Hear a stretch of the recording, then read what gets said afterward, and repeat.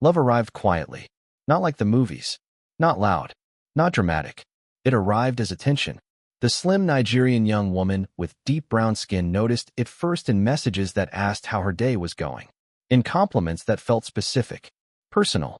For someone who had learned to survive on observation, being seen felt disarming. He didn't introduce himself as a savior. He didn't promise escape. He listened. And listening, she would later learn, is the most effective form of control. The city framed him well.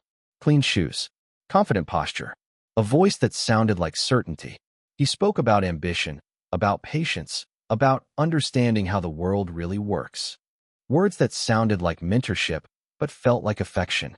She told herself it wasn't love, just conversation, just connection. But connection, when you've lived unseen, becomes oxygen.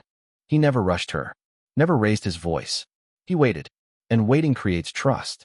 He offered small things, meals, transport, advice, nothing that looked like ownership, everything that felt like care.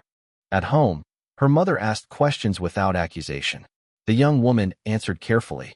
Silence, she had learned, protects fragile arrangements. Soon, she began measuring herself through his reactions. What pleased him? What bored him? What disappointed him?